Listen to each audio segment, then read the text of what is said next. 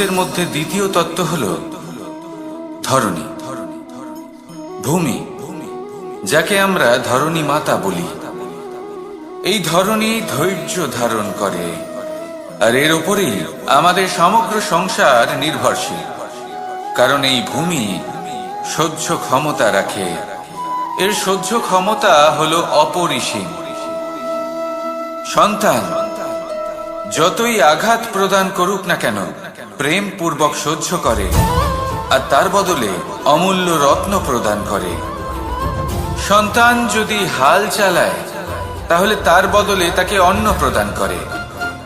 এটাই হলো ধরণী। এবার এর থেকে আমরা কি শিক্ষা পেতে পারি? এটাই যে কারোর জন্য কিছু করা বা কাউকে কিছু দেওয়া মনে কোনো কামনা ছাড়াই।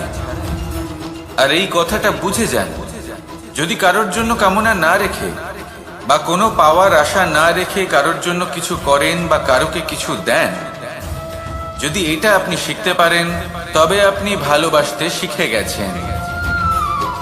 আর সেই জন্যই এই ধরিত্রীকে মাতা বলা হয়। কারণ মাতা শুধু উনি নন যিনি গর্ভে সন্তানকে ধারণ করেন, মাতা তো উনিও যিনি জীবন বাঁচতে শেখান, যিনি জীবন বাঁচার উদাহরণ প্রদান করেন। তাহলে ধরণীর থেকে এই নিঃস্বার্থ ভাব শিখুন, নিঃস্বার্থ ভালোবাসা শিখুন, আর এই ভালোবাসার সাথেই বলুন রাধা রাধা।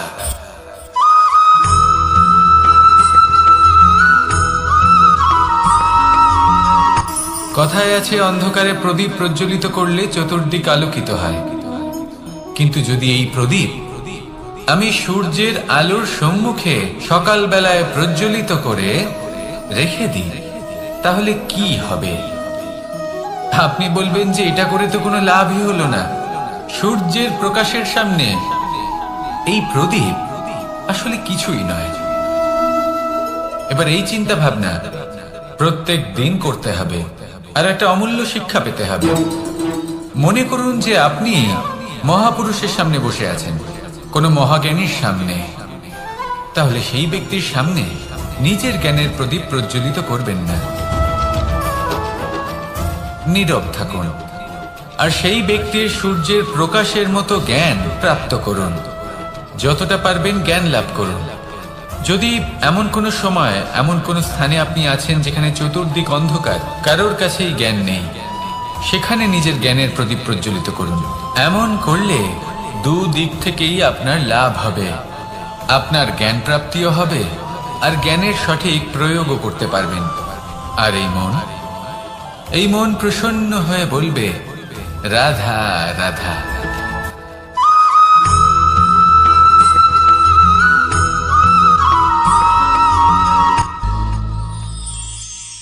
শিশিরের বিন্দু পাতার ওপর পড়ে আর তার গায়ে লেগে থাকে। পাতা তাকে শুষে নিতে পারে না, আর শেষ পর্যন্ত সে ঝরে পড়ে যায়। অন্যদিকে রয়েছে মেঘ এবং চাতক। এদের মধ্যে অনেক দূরত্ব থাকে। মেঘ থাকে আকাশে আর চাতক থাকে ধরিত্রীতে।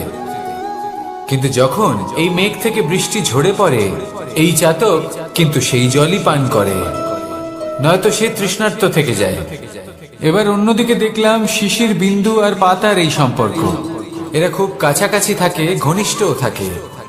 অন্যদিকে রয়েছে মেঘ এবং চাতকের সম্পর্ক, যাদের মধ্যে অনেক দূরত্ব থাকা সত্ত্বেও তারা খুব ঘনিষ্ঠ, তাই না? এই সারমর্ম খুব সরল। এই নৈকট্য, এই দূরত্ব, তা আপনার সম্পর্কে প্রভাব কিছুতেই ফেলতে পারে না। এই নৈকট্য, এই দূরত্ব, এইসব হলো শুধুমাত্র মনের ব্যাপার। কখনো আপনি অনুভব করেছেন আপনি কারোর থেকে অনেক অনেক দূরে আছেন, অনেক দূরে আছেন, তাও সেই ব্যক্তির প্রতি আপনি টান অনুভব করেন। সেখানে আপনি কারোর সাথে প্রত্যেক দিন অতিবাহিত করেন, সমস্ত জীবন অতিবাহিত করেন, সব থেকে বেশি সময় তার সাথে অতিবাহিত করেন, তাও তার প্রতি সেই টান অনুভব করেন না। এই সংকেত হলো মনের দূরত্বের। তাহলে মনের এই দূরত্ব দূর করুন আর আমার সাথে।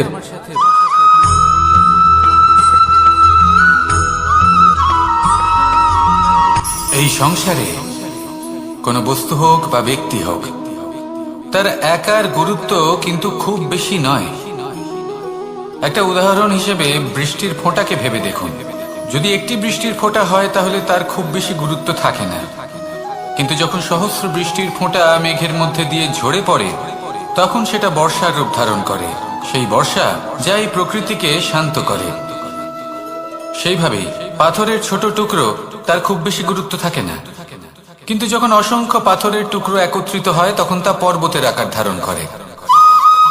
সেইভাবেই কিছু মানুষ যখন একত্রিত হন তখন তৈরি হয় পরিবার, কিছু পরিবার যখন একত্রিত হয় তখন তৈরি হয় সমাজ, যখন অনেক সংখ্যক সমাজ একত্রিত হয় তখন তৈরি হয় রাজ্য। এবার এই রাজ্যের সব থেকে গুরুত্বপূর্ণ ব্যক্তি হতে পারেন রাজা, কিন্তু তাও সেই রাজা একা কিছু করতে পারেন না। যুদ্ধ লড়ার সময় তারও নিজের সৈন্যদলকে প্রয়োজন পড়ে। কিন্তু এই সংসারে এমন একজন ব্যক্তি আছেন যিনি একাই সব কাজ করতে থাকেন, এবং সেই ব্যক্তি হলেন মা। আমাদের জীবনে একজন পিতার ভূমিকা কিন্তু নিঃসন্দেহে অমূল্য, কিন্তু আমাদের সকলের জীবনে যে ভূমিকা একজন মায়ের তা অন্য কারোর থাকে না। একজন মা একাই সন্তানকে বড় করতে পারেন, সংস্কারী করে তুলতে পারেন, তার জন্য পরিশ্রম করেন। আর এত কিছু কাজ করার পরেও তার কাজের জন্য তিনি প্রশংসা অবশ্য পান না। উল্টে যদি সেই সন্তান অনুচিত পথে চালিত হয়, অনুচিত কর্ম করে, তখন সেই মাকেই অপবাদের পাত্র হয়ে উঠতে হয়। আমাদের জীবনে মায়ের যোগদান কতটা সেটা বুঝুন। আপনাকে বড় করে তোলার জন্য উনি কতটা পরিশ্রম করেছেন সেটা বুঝুন। আজ থেকে, এখন থেকে, এই মুহূর্ত থেকে মাকে সম্মান করতে শিখুন। যখন সময় পাবেন, যখন সুযোগ হবে, তখন তার প্রশংসা করুন, ওনারও ভালো লাগবে। আর মায়ের এই মমতার জন্য, তার এই ভূমিকার জন্য আসুন সবাই মিলে আমরা তাকে প্রণাম করি, আর সকলে মিলে ভালোবেসে বলি রাধা রাধা।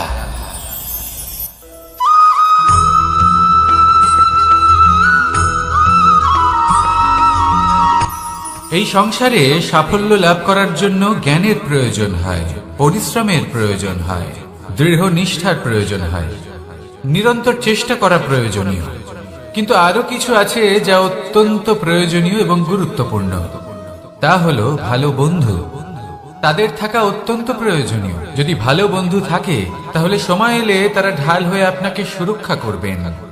সময় এলে অস্ত্রের মতো শত্রুকে সংহারও করবেন। যদি তিনি জ্ঞানী হন, তাদের মধ্যে সদ্গুণ থাকে, তাহলে এই সব গুণ আপনার মধ্যেও প্রবেশ করবে। তাহলে সাফল্যের জন্য ভালো বন্ধু পাওয়া অত্যন্ত প্রয়োজনীয়। কিন্তু শুধু বন্ধু কেন, ভালো শত্রুও থাকা প্রয়োজনীয়। এবার আপনি ভাববেন, আমি কি বললাম? যদি আপনার জীবনেও ভালো অর্থাৎ শক্তিশালী শত্রু থাকে, তাহলে আপনিও শক্তিশালী হতে থাকবেন। এই শত্রু আপনাকে প্রেরিত করবে আরো বেশি শক্তিশালী হয়ে ওঠার। কখনো কোনো হরিণকে দেখুন, তীব্র গতিতে দৌড়তে থাকে। কেন তীব্র গতিতে দৌড়য়? এই কারণে নয় যে কোথাও তার জন্য মধুর ঘাস অপেক্ষা করে রয়েছে, না। সে এই কারণে তীব্র গতিতে দৌড়য় কারণ সেটা না করলে তার পেছনে একটি সিংহ আছে যে ওকে নিজের ভোজন করে ফেলবে। তাই জীবনে বিপদ, সংকট, এই সবকিছুও হলো অত্যন্ত গুরুত্বপূর্ণ। তার সম্মুখীন হতে শিখুন আর আমার সাথে ভালোবেসে বলুন রাধা রাধা।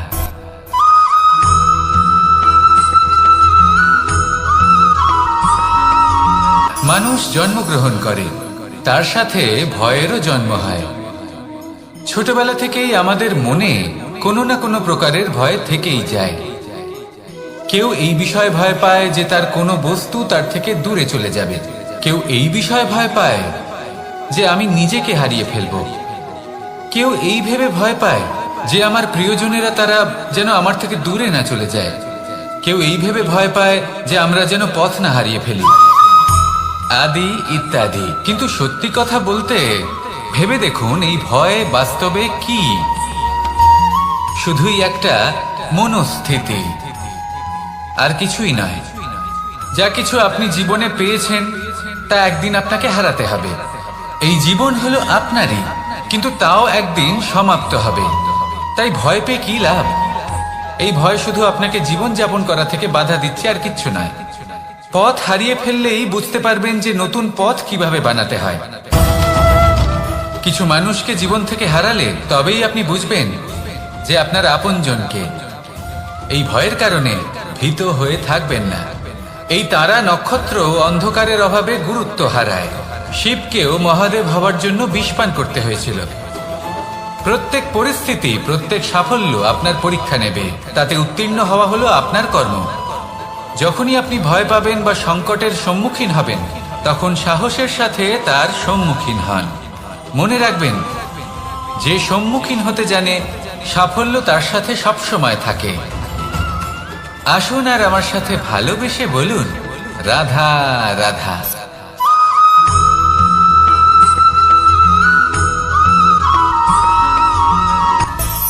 মানুষের মধ্যে একটা বিচিত্র প্রবৃত্তি থাকে, অন্য সকলের বিষয়ে, তাদের জীবনের বিষয়ে, তাদের ব্যক্তিত্বের বিষয়ে, তাদের ভবিষ্যতের বিষয়ে অনুমান করা।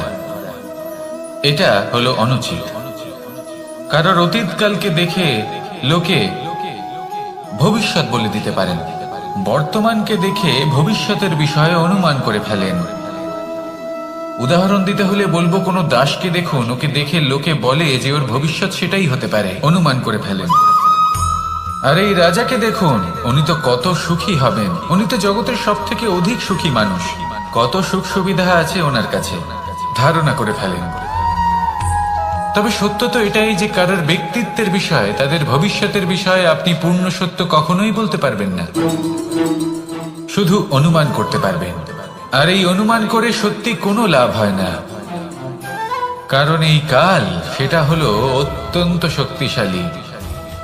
কালো থেকে কালোতর কয়লাকেও হিরেতে পরিণত করতে পারে, অনেক বড় বড় রাজাকেও বিদূষক বানিয়ে ফেলতে পারে এক মুহূর্তেই। তাহলে আপনি অনুমান করে কি লাভ? কি পেলেন অনুমান করে? সেই জন্য কারোর বিষয়ে কোনো অনুমান করবেন না, তার ভবিষ্যতের বিষয়ে অনুমান করতে যাবেন না, কারোর বিষয়ে কোনো ধারণা করে নেবেন না। কিছু করতে হলে ভালোবাসুন, সবার মধ্যে ভালোবাসা ছড়ান, সবার মধ্যে ধন্যাত্মক ভাব ছড়ান। এই মন প্রসন্ন হয়ে বলবে, রাধা রাধা।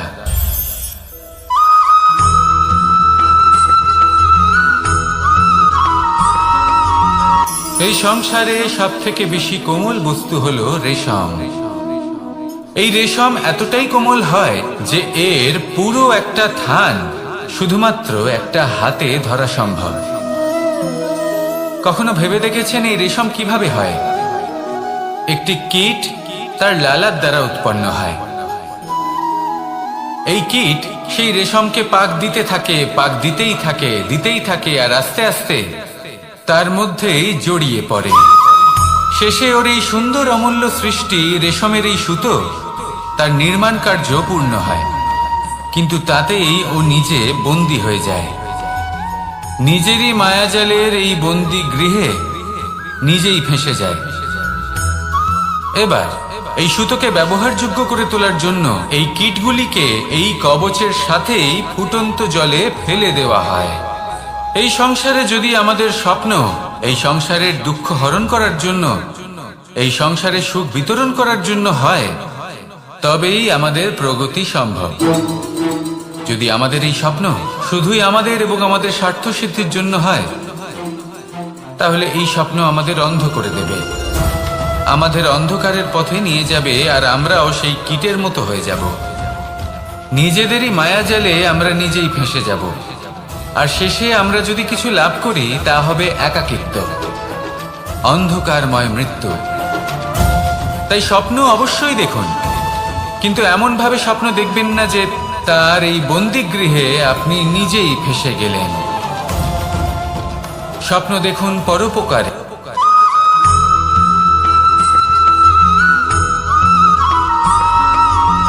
এই সংসারে প্রত্যেক মানুষ এটাই চান যে তিনি যেন ধনবান হন, আর্থিক অবস্থা তার ভালো থাকে, ওনার বাড়িতে লক্ষ্মীর আগমন হয়। কিন্তু সেটা হবে কি করে, সেটাই হলো প্রশ্ন। কেউ বলেন যে যদি পরিশ্রম করো তাহলে ধন অর্জন সম্ভব, কেউ বলেন যে যদি বিদ্যা লাভ হয় তবেই ধন অর্জন সম্ভব, কেউ বলেন যে যদি বলশালী হও তবেই সম্পন্ন থাকবে। ভালো কথা, যদি তাই হয়ে থাকে, তবে দিনমজুর সারা দিন পরিশ্রম করেন, তিনি কেন ধনী হন না? অনেকজন বিদ্বান মানুষ আছেন এই সংসারে, তারা কেন ধনবান হন না? অনেক সংখ্যক বলশালী ব্যক্তি আছেন, তাদের কাছে ধন নেই কেন? তাদের কেন ধনের অভাব হয়? আবার এমনও কিছু মানুষ আছেন যারা পরিশ্রম করেন, তারা দিনমজুর, কিন্তু তারা ধন অর্জন করতে পারেন।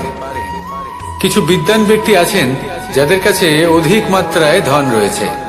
কয়েকজন বলশালী ব্যক্তি রয়েছেন যাদের কাছে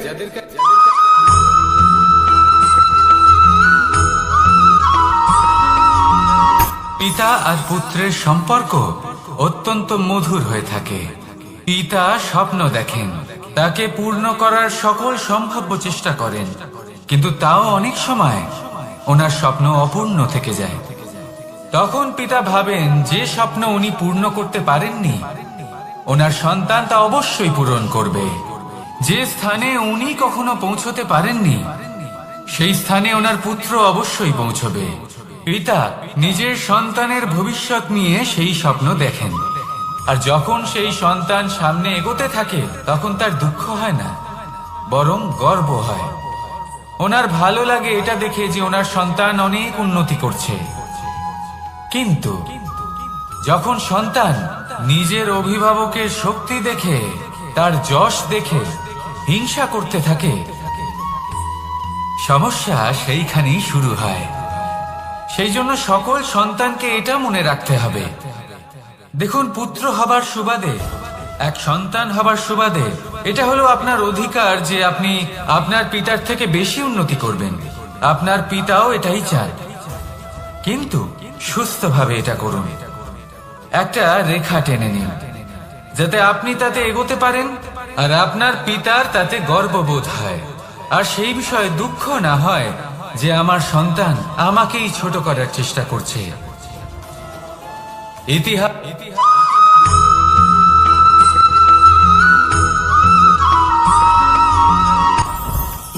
জীবনে কিছু শেখা অত্যন্ত গুরুত্বপূর্ণ। এবার কি কি শিখতে হবে সেই সব শেখানোর জন্য অনেক শিক্ষক রয়েছেন, কিন্তু কি শিখবেন না আর কি করবেন না এটা আমাদের নিজের অভিজ্ঞতা দিয়ে শিখতে হয়। কিন্তু তার মানে এটা নয় যে যদি আপনাকে শিখতে হয় যে আগুনের তাপ কতটা, আপনাকে আগুনের মধ্যে হাত দিতে হবে না। অন্য কারোর অভিজ্ঞতা দ্বারাও শিখতে পারেন। প্রশ্ন শুধুমাত্র একটাই যে আপনি কি শিখতে চান নাকি চান না। যদি আপনি এটাই ভাবেন যে আমি শুধুই নিজের অভিজ্ঞতা দ্বারাই শিখতে চাই, তাহলে জীবনকাল ছোট মনে হবে, অনেক কিছুই শিখতে পারবেন না। তাই নিজের সাথে সাথে বড়দের অভিজ্ঞতার দ্বারাও শেখা শুরু করে দিন। এই সংসারের অভিজ্ঞতা দ্বারা শিখতে শুরু করে দিন। আর এটা নিশ্চিত রূপে শেখা আবশ্যক যে কখন কি করবেন না, কোথায় থামতে হবে আর কোথায় থামবেন না। তাহলে আসুন আর আমার সাথে ভালোবেসে বলুন, রাধা রাধা।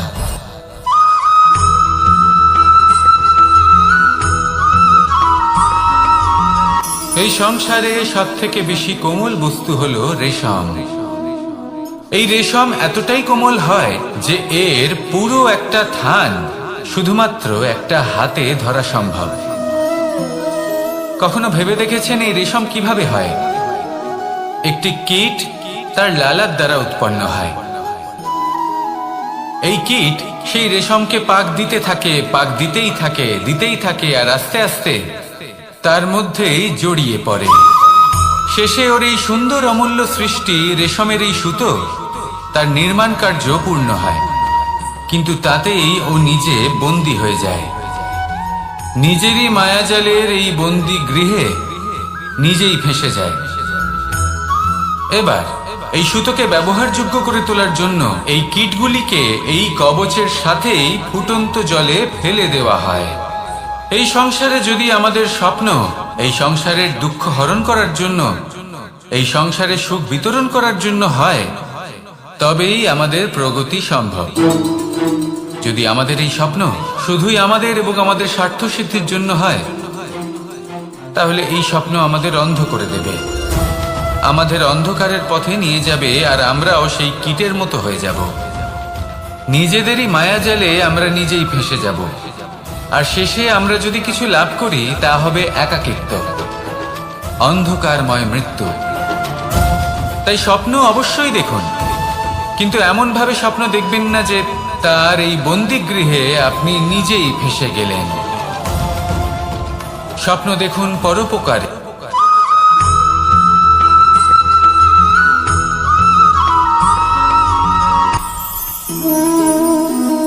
শক্তি এক অত্যন্ত বিচিত্র বস্তু, বা বলতে পারেন অনুভূতি। পিতা সবসময় চান যেন তিনি তার শক্তি পুত্রকে। আসুন আপনাকে সহজে বোঝাই। যদি আপনি সুপাত্র হন আর আপনাকে শক্তি দেওয়া হয়, তাহলে আপনি সেই শক্তির গুরুত্ব বুঝবেন, কোথায় সেই শক্তি প্রয়োগ করা উচিত সেটা বুঝবেন। আর এটা যেহেতু অর্জন করা শক্তি হবে, সেই শক্তির অপব্যবহার হবে না। কিন্তু যদি এই আপনি কুপাত্র হন আর যদি আপনাকে এই শক্তি দেওয়া হয়, তাহলে কি হবে? দেখতে গেলে এই শক্তি আপনি দান হিসেবে পেয়েছেন, তাই না আপনি এই শক্তির গুরুত্ব বুঝবেন, আর না এর প্রয়োগ আপনি জানবেন। তার অপব্যবহার হওয়া সুনিশ্চিত। তাই যদি আপনি কোনো শক্তি অর্জন করতে চান, তাহলে আগে তার যোগ্য হয়ে উঠুন, পুত্র নয় পাত্র হয়ে উঠুন। আর আমার সাথে ভালোবেসে বলুন, রাধা রাধা।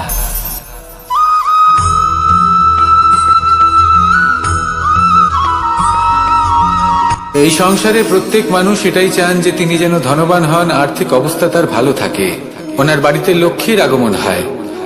কিন্তু সেটা হবে কি করে, সেটাই হলো প্রশ্ন। কেউ বলেন যে যদি পরিশ্রম করো তাহলে ধন অর্জন সম্ভব, কেউ বলেন যে যদি বিদ্যা লাভ হয় তবেই ধন অর্জন সম্ভব, কেউ বলেন যে যদি বলশালী হও তবেই সম্পন্ন থাকবে। ভালো কথা, যদি তাই হয়ে থাকে, তবে দিনমজুর সারা দিন পরিশ্রম করেন, তিনি কেন ধনী হন না? অনেকজন বিদ্বান মানুষ আছেন এই সংসারে, তারা কেন ধনবান হন না? অনেক সংখ্যক বলশালী ব্যক্তি আছেন, তাদের কাছে ধন নেই কেন? তাদের কেন ধনের অভাব হয়? আবার এমনও কিছু মানুষ আছেন যারা পরিশ্রম করেন, তারা দিনমজুর, কিন্তু তারা ধন অর্জন করতে পারেন। কিছু বিদ্বান ব্যক্তি আছেন যাদের কাছে অধিক মাত্রায় ধন রয়েছে। কয়েকজন বলশালী ব্যক্তি রয়েছেন যাদের কাছে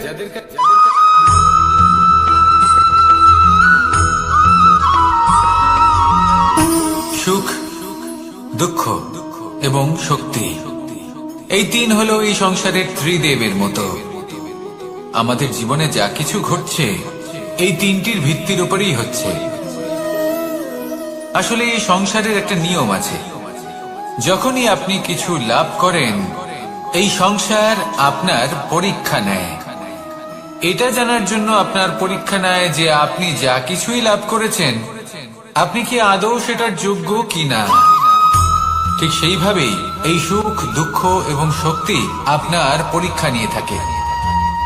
যখন সুখ আসে তখন সে আপনার পরীক্ষা নেয় যে আপনার মধ্যে অহংবোধ জাগ্রত হয়নি তো। যদি অহংবোধ চলে আসে তাহলে সুখ সেখানেই সঙ্গ ত্যাগ করে। দুঃখ আপনার ধৈর্যের পরীক্ষা নিতে থাকে, আর যদি আপনার মধ্যে ধৈর্য না থাকে তাহলে এটা আপনাকে আরো বেশি দুঃখের গভীর অন্ধকারে ঠেলে দেবে। সেখানে শক্তি পরীক্ষা নেয় আপনার বিনম্রতার। যদি আপনি বিনম্র না হন, তাহলে হয় এই শক্তি আপনার সঙ্গ ত্যাগ করবে, নয় এই শক্তি বিনম্রতার অভাবে আপনার পতনের কারণ হতে পারে। এই সংসারে যে কোনো ব্যক্তি যিনি এই পরীক্ষায় উত্তীর্ণ হয়ে থাকেন, এই জীবনে তিনি সাফল্য লাভ করেন। আসুন আমার সাথে ভালোবেসে বলুন, রাধা রাধা।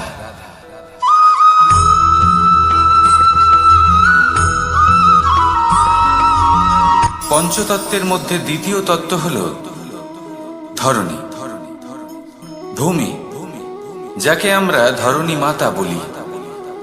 এই ধরণী ধৈর্য ধারণ করে, আর এর ওপরেই আমাদের সমগ্র সংসার নির্ভরশীল। কারণ এই ভূমি সহ্য ক্ষমতা রাখে, এর সহ্য ক্ষমতা হলো অপরিসীম। সন্তান যতই আঘাত প্রদান করুক না কেন, প্রেম পূর্বক সহ্য করে, আর তার বদলে অমূল্য রত্ন প্রদান করে। সন্তান যদি হাল চালায়, তাহলে তার বদলে তাকে অন্ন প্রদান করে। এটাই হলো ধরণী। এবার এর থেকে আমরা কি শিক্ষা পেতে পারি? এটাই যে কারোর জন্য কিছু করা বা কাউকে কিছু দেওয়া মনে কোনো কামনা ছাড়াই। আর এই কথাটা বুঝে যান, যদি কারোর জন্য কামনা না রেখে বা কোনো পাওয়ার আশা না রেখে কারোর জন্য কিছু করেন বা কারোকে কিছু দেন, যদি এটা আপনি শিখতে পারেন, তবে আপনি ভালোবাসতে শিখে গেছেন। আর সেই জন্যই এই ধরিত্রীকে মাতা বলা হয়। কারণ মাতা শুধু উনি নন যিনি গর্ভে সন্তানকে ধারণ করেন, মাতা তো উনিও যিনি জীবন বাঁচতে শেখান, যিনি জীবন বাঁচার উদাহরণ প্রদান করেন। তাহলে ধরণীর থেকে এই নিঃস্বার্থ ভাব শিখুন, নিঃস্বার্থ ভালোবাসা শিখুন, আর এই ভালোবাসার সাথেই বলুন রাধা রাধা।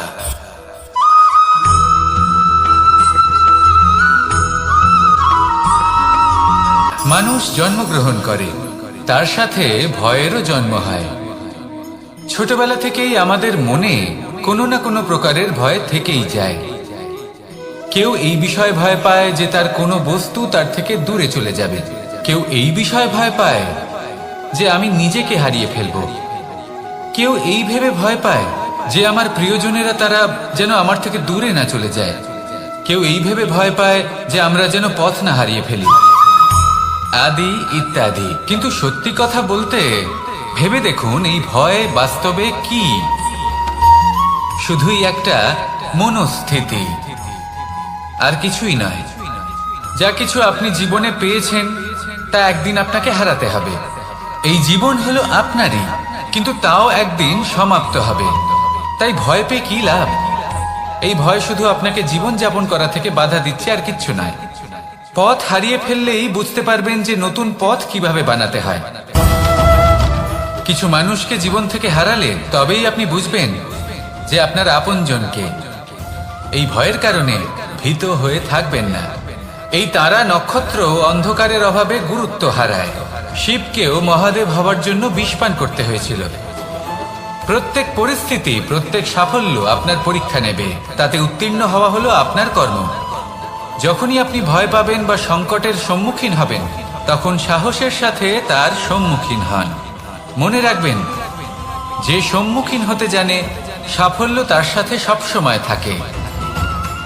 আসুন আর আমার সাথে ভালোবেসে বলুন রাধা রাধা।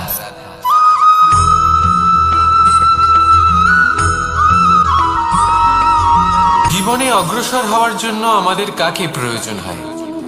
মাতা পিতা, বন্ধু, প্রেম, সাহায্য, অর্থ, পরিশ্রম, আশা। ভিন্ন ভিন্ন মানুষ ভিন্ন ভিন্ন বিকল্প চয়ন করে। যদি আমি আপনাকে বলি, তাহলে জয় আর পরাজয়ের মন্ত্র দুটো শব্দের উপর নির্ভর করে, মেনে নেওয়া আর দৃঢ় হওয়া। যদি মেনে নেন তাহলে হেরে যাবেন, যদি দৃঢ় হন তাহলে নিশ্চিত রূপে জয়ী হবেন। যদি কখনো আপনি ক্লান্ত হয়ে ওঠেন, আপনি দুঃখী হন, পুরোপুরি ভেঙে পড়েছেন, তখন মেনে নেবেন না যে আপনি ভেঙে পড়েছেন, নয়তো হেরে যাবেন। তখন উল্টে স্থির করবেন যে যাই হয়ে যাক না কেন, আমি জয়ী হবই। আর আপনি দেখবেন যে জয় নিশ্চিত রূপে আপনার কাছেই আসবে। তাহলে এই কথা মনে রাখবেন আর আমার সাথে ভালোবেসে বলবেন রাধা রাধা।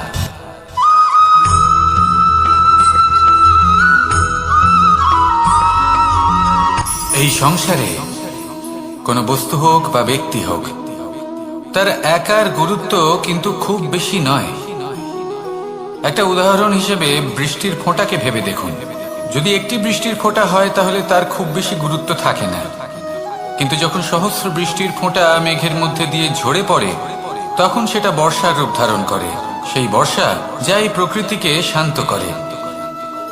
সেইভাবেই পাথরের ছোট টুকরো তার খুব বেশি গুরুত্ব থাকে না, কিন্তু যখন অসংখ্য পাথরের টুকরো একত্রিত হয় তখন তা পর্বতের আকার ধারণ করে। সেইভাবেই কিছু মানুষ যখন একত্রিত হন তখন তৈরি হয় পরিবার, কিছু পরিবার যখন একত্রিত হয় তখন তৈরি হয় সমাজ, যখন অনেক সংখ্যক সমাজ একত্রিত হয় তখন তৈরি হয় রাজ্য। এবার এই রাজ্যের সব থেকে গুরুত্বপূর্ণ ব্যক্তি হতে পারেন রাজা, কিন্তু তাও সেই রাজা একা কিছু করতে পারেন না। যুদ্ধ লড়ার সময় তারও নিজের সৈন্যদলকে প্রয়োজন পড়ে। কিন্তু এই সংসারে এমন একজন ব্যক্তি আছেন যিনি একাই সব কাজ করতে থাকেন, এবং সেই ব্যক্তি হলেন মা। আমাদের জীবনে একজন পিতার ভূমিকা কিন্তু নিঃসন্দেহে অমূল্য, কিন্তু আমাদের সকলের জীবনে যে ভূমিকা একজন মায়ের তা অন্য কারোর থাকে না। একজন মা একাই সন্তানকে বড় করতে পারেন, সংস্কারী করে তুলতে পারেন, তার জন্য পরিশ্রম করেন। আর এত কিছু কাজ করার পরেও তার কাজের জন্য তিনি প্রশংসা অবশ্য পান না। উল্টে যদি সেই সন্তান অনুচিত পথে চালিত হয়, অনুচিত কর্ম করে, তখন সেই মাকেই অপবাদের পাত্র হয়ে উঠতে হয়। আমাদের জীবনে মায়ের যোগদান কতটা সেটা বুঝুন। আপনাকে বড় করে তোলার জন্য উনি কতটা পরিশ্রম করেছেন সেটা বুঝুন। আজ থেকে, এখন থেকে, এই মুহূর্ত থেকে মাকে সম্মান করতে শিখুন। যখন সময় পাবেন, যখন সুযোগ হবে, তখন তার প্রশংসা করুন, ওনারও ভালো লাগবে। আর মায়ের এই মমতার জন্য, তার এই ভূমিকার জন্য আসুন সবাই মিলে আমরা তাকে প্রণাম করি, আর সকলে মিলে ভালোবেসে বলি রাধা রাধা।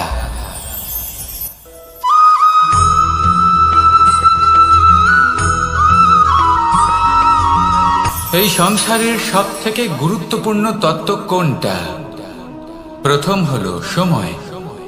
জন্ম থেকে মৃত্যু পর্যন্ত এই যে সময়, এটাই তো হলো জীবন।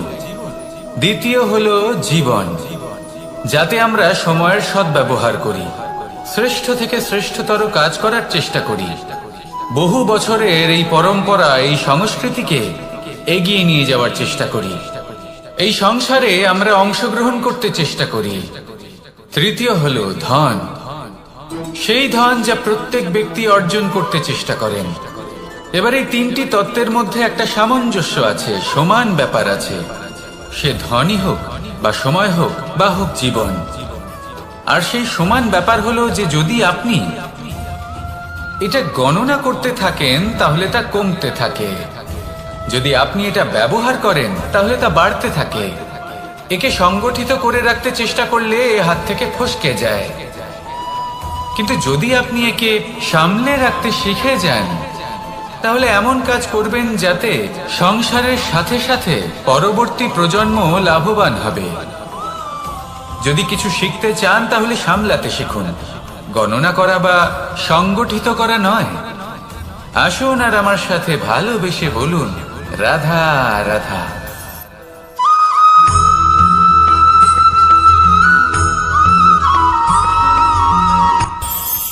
এই সংসারে আমরা প্রকাশ কোথা থেকে পাই? এর উত্তর বড়ই সরল। ভোরে যখন সূর্যোদয় হয় তখন প্রকাশের কিরণ আমাদের ঘরে এসে পৌঁছয়। এইভাবেই আমরা প্রকাশ লাভ করি। এবার এই প্রকাশের আলোতেই আমরা সারাদিনের কাজ সম্পন্ন করি। সন্ধে হয়ে যায়, সূর্যাস্ত হয়ে যায়, আর আমাদের ঘর যাতে অন্ধকার না হয় তার জন্য আমরা একটা প্রদীপ প্রজ্বলিত করি। এটাই ঘটে আমাদের জীবনেও। এবার প্রবাহমান আয়ুর সাথে আমরা আমাদের অন্তরে যদি একটা প্রদীপ প্রজ্বলিত করে নিই তাহলে বিষয়টাই অন্যরকম হবে। এবার আপনি বলবেন কোন প্রকাশের কথা বলছি যা আমাদের অন্তরে জাগ্রত করা সম্ভব? আমাদের আত্মার মাঝে প্রেমের প্রকাশ জাগ্রত করার কথা বলছি। কারণ আমাদের এই জীবন এও হলো দিনের আলোর মতো। আজ প্রকাশ আছে, কিন্তু কোনোদিন অবশ্যই অস্ত হবে। কিন্তু অস্ত হবার আগে যদি আমরা আমাদের আত্মার মাঝে প্রেমের এই প্রকাশ উজ্জ্বলিত করে নিই, তাহলে আমাদের সন্ধ্যাকালও আমরা আনন্দে এবং প্রেমে যাপন করব। তাহলে আসুন আর আমার সাথে ভালোবেসে বলুন, রাধা রাধা।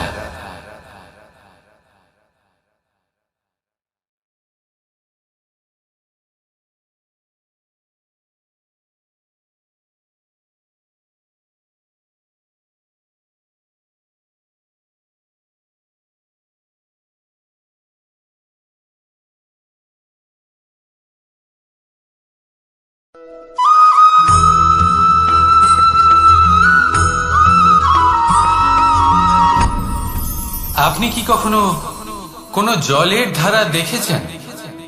তার সামনে যতই মাটি থাকুক না কেন, যতই কাদা থাকুক না কেন, যখন এই জলের ধারা বইতে আরম্ভ করে দেয়, তাহলে নিজের মনের, নিজের ভাবনার, নিজের জীবনের যত অনাবশ্যক তত্ত্ব আছে, অনুপযোগী অংশ রয়েছে, অর্থাৎ অপরিষ্কার অংশ রয়েছে, তা নিজে থেকেই নির্মল হয়ে উঠবে। আর যেরকম জলের ধারা কখনো থেমে থাকে না, সব সময় বয়ে চলে, সেইভাবে আপনিও কখনোই থামবেন না। সবসময় বয়ে চলুন, এগোতে থাকুন। পথে যদি অনেক বিপদ আসে, সমস্যা আসে, থামবেন না, তার উপর নিরন্তর প্রহার করুন, নিরন্তর প্রয়াস করুন আর অগ্রসর হন। আপনি ভেবে দেখুন, এই জলের ধারা কখনো থেমে থাকে না, সবসময় বয়ে চলে, বিপদের সম্মুখীন হয়ে তাকে সাথে বয়ে নিয়ে চলে। সেই জন্য জলের ধারা, প্রবাহমান এই ধারা, এর থেকে কখনো দুর্গন্ধ আসে না, এতে কখনো ময়লা জমতে পারে না, বরং পালিত হয় সুন্দর প্রাণবন্ত জীবজন্তু, যেমন সুন্দর ছোট মাছ। তাই আপনিও এটাই করুন, কখনো থামবেন না, শুধু চলতে থাকুন, জলের ধারার মতো বইতে থাকুন। আপনি আপনার লক্ষ্য অবশ্যই খুঁজে পাবেন, আর তার সাথে নিজের অন্তরের যে মালিন্য রয়েছে তা আপনি নিজেই নিজের থেকে দূরে করে দেবেন। তাহলে আসুন আর আমার সাথে ভালোবেসে বলুন, রাধা রাধা।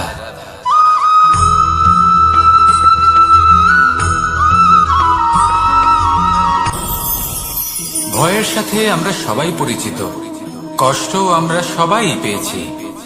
কখনো কখনো আমরা অসুস্থ হয়ে পড়ি, আর এমন সময় হলে মাতার মমতা, কখনো বাবার স্নেহ, কখনো বন্ধুদের পাশে থাকার অনুভূতি আমাদের রোগ নিরাময়ে সাহায্য করে।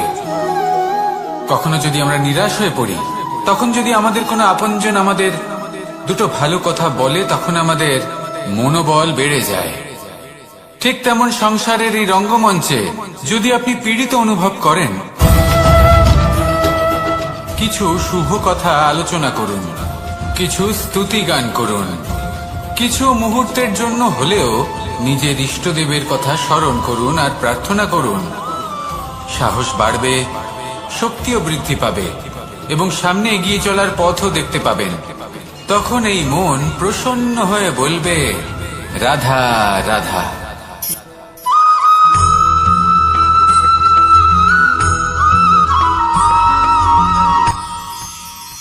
মানুষ তার জীবনে দুই ধরনের পরিস্থিতিকে খুব ভয় পায়। এক, কোনো কারণবশত কারোর সামনে নত হওয়া। দুই, কোনো কারণে নিজের চরিত্র থেকে, নিজের মূল্যবোধ থেকে বিচ্যুত হওয়া। এবার কেন হয় এরকম যে কথায় কথায় কারোর সামনে নত হতে হয়? কেন বারংবার নিজের চরিত্র থেকে চ্যুত হতে হয়? এরকম কেন হয়? এটা তখনই হয় যখন আমাদের শিক্ষা এবং মূল্যবোধের অভাব থাকে। যদি মানুষের মধ্যে প্রকৃত শিক্ষা থাকে, তাহলে এই সংসারে কোনো সময় এবং কারোর সামনেই নত হওয়ার কোনো প্রয়োজন নেই।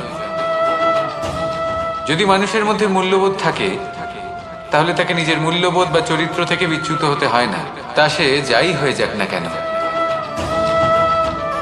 কোনো বালককে যদি জন্ম থেকেই সুশিক্ষার অধিকারী করা হয়, শিক্ষিত করা হয়, মূল্যবোধের অধিকারী করা হয়, তবে সে এই সংসারে এমন কর্ম করবে যাতে সে নিজেকে, নিজের পরিবারকে, সমগ্র সমাজকে গর্বিত করতে পারে।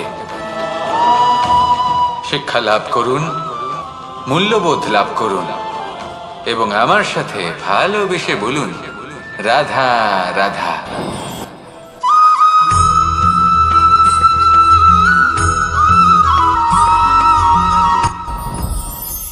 সাথী। সাথী এই শব্দটির ব্যাখ্যা কে কিভাবে করে? মিত্র, সখা, বন্ধু। কিন্তু অর্থ একটাই, তিনি যিনি আপনার সঙ্গী হন আর তিনি যার সাথী আপনি হন। এবার সব থেকে বড় প্রশ্ন হলো এটাই যে তিনি কে হতে পারেন যাকে আপনি আপনার সাথী বলে মেনে নিতে পারেন, নিজের সখা, নিজের মিত্র, নিজের বন্ধু মেনে নিতে পারেন। আপনার সাথী হলেন তিনি যিনি দুঃখের সময় আপনার পাশে থাকবেন, আপনার হাত ধরে থাকবেন। আপনার সাথী হলেন তিনি যার হাত আপনি নিজের সুখের দিনে ধরে থাকবেন। সেই সাথীরই হাত ধরুন যিনি দুঃখে সবসময় আপনাকে সাহায্য করার জন্য তৎপর হয়ে থাকেন, আপনার পাশে থাকেন, আর যাকে সুখের দিনে আপনি আপনার সাথে রাখতে পারেন। আর যখন আপনার সাথে আপনার এই সাথী থাকবে তখন আপনি এটা বুঝবেন যে যখন জীবনে দুঃখ আসে তখন এই দুঃখ কমে যায়, সবার মধ্যে ভাগ হয়ে যায়। আর যদি তখন সুখ আসে তাহলে সেটা সবার উপস্থিতিতে আরো বেড়ে যায়। এটাই হলো প্রেম, এটাই হলো ভালোবাসা, এটাই হলো সঙ্গ। যেমন সম্পর্ক আমার আর রাধার মাঝে। তাহলে আসুন আর আমার সাথে ভালোবেসে বলুন, রাধা রাধা।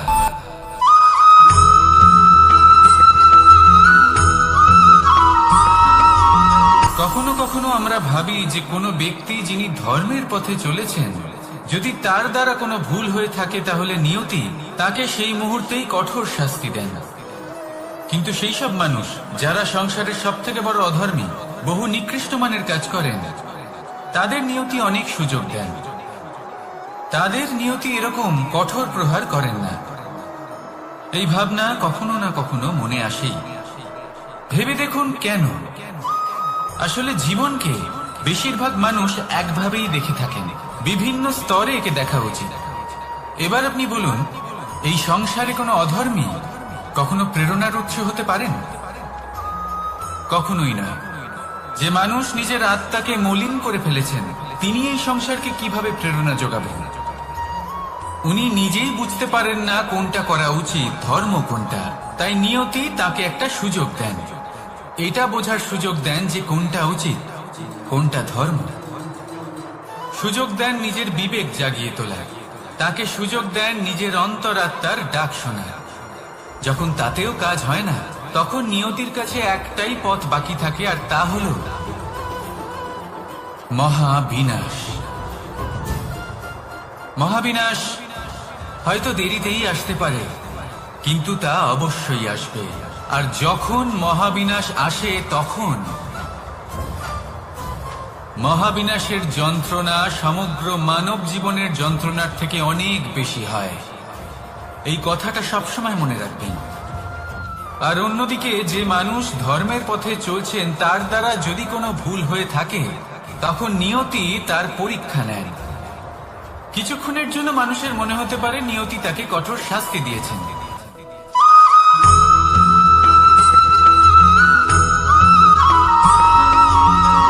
মানুষের মানসিকতা এমন হয় যে সে যতটা করে আশা করে যে তার থেকে অনেক বেশি তার বদলে সে পাবে।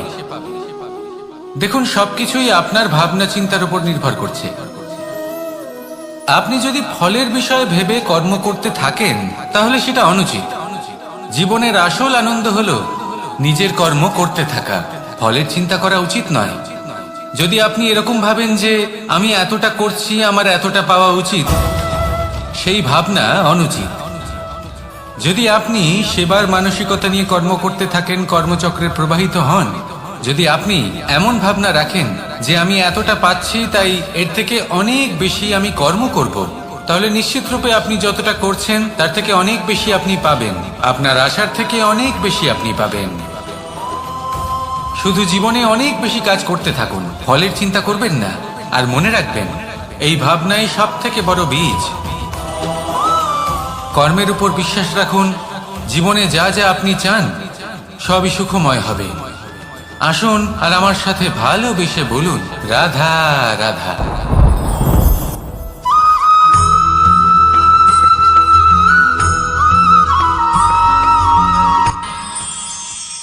আমরা সবাই সূর্যকে সম্মান কেন করি? কারণ আমরা জানি যে সন্ধেবেলা যখন সূর্যাস্ত হবে তখন শুধুমাত্র অন্ধকার বাকি থাকবে। ঠিক কিছুটা এরকমই হয় আমাদের মাতা পিতাও, যিনি আমাদের জন্ম দেন, আমাদের ভরণ পোষণ করেন, আমাদের বড় করেন, আমাদের প্রেম প্রদান করেন। কখনো কখনো তাদের মুখ থেকে কটু কথা নিঃসৃত হয়, আমাদের দুঃখ হয়, কিন্তু তখন আমাদের এটা বোঝা উচিত এগুলি নিঃসৃত হচ্ছে আমাদেরই মঙ্গলের জন্য। যেমন সূর্যদেব, উনিও উত্তাপ দিয়ে থাকেন আমাদেরই মঙ্গলের জন্য, যাতে ফসল পাকতে পারে, যাতে জল বাষ্প হয়ে মেঘ হতে পারে, বৃষ্টি হতে পারে, আর এই সংসারে নিরন্তর জলের প্রবাহ থাকে। আমাদের মাতা পিতা, তাদের কঠোর আচরণ, তাদের কঠোর অনুশাসনের পেছনে লুকিয়ে থাকে ওনাদের ভালোবাসা। আমাদের তা বুঝতে হবে, সসম্মানে ওনাদের গ্রহণ করতে হবে। কারণ ঠিক সূর্যাস্তের পরে যেমন চতুর্দিক অন্ধকারচ্ছন্ন হয়ে যায়, তেমনি আমাদের জীবন থেকে যখন আমাদের মাতা পিতা চলে যায় তখন আমাদের জীবনেও শুধু এবং শুধুমাত্র অন্ধকারই ছেয়ে থাকে। সেই জন্য নিজের মাতা পিতাকে সম্মান করুন, ওনাদের ভালোবাসা প্রদান করুন। এই মন আর এই জীবন প্রসন্ন হয়ে বলবে, রাধা রাধা।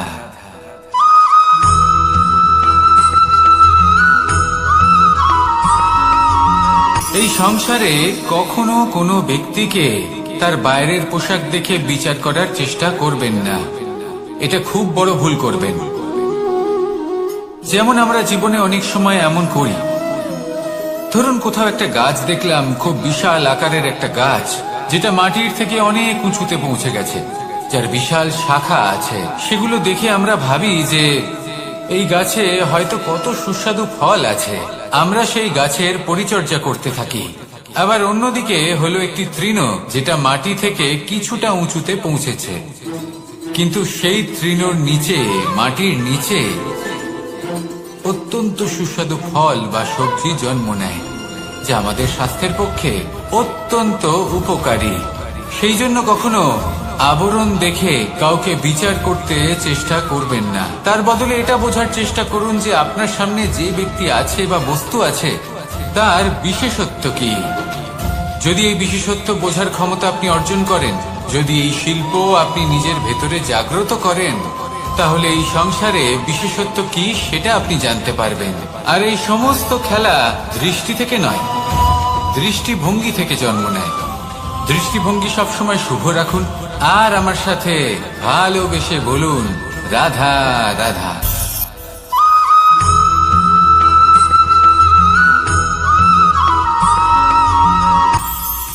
এটা হলো ধান গাছ, এর থেকে যে চাল উৎপন্ন হয় তা মানুষ গ্রহণ করেন।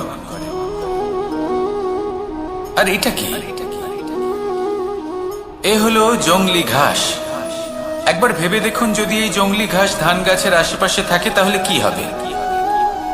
ধান উৎপন্ন হতে পারবে? তা উৎকৃষ্ট হতে পারবে? আমরা কি তা গ্রহণ করতে পারবো? কখনোই নয়। এই জংলি ঘাস ধানকে নষ্ট করে দেবে, কিন্তু নিজে জীবিত থাকবে। এটাই হলো আজকের শিক্ষা।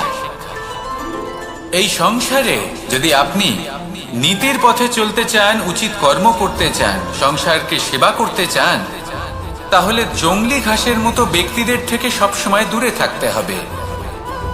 সেই ব্যক্তি যারা দুর্নীতি এবং মিথ্যা দ্বারা পরিপূর্ণ, যাদের ব্যবহার অশুভ, যাদের অনেক অশুভ গুণ রয়েছে, তারা সঠিক নয়।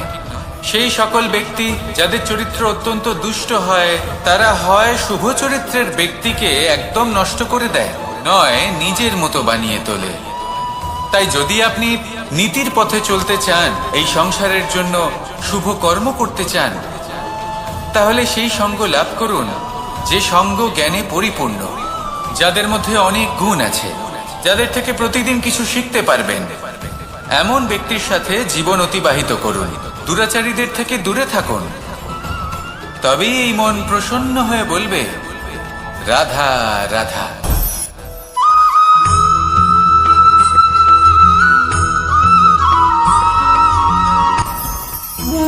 ভোজন।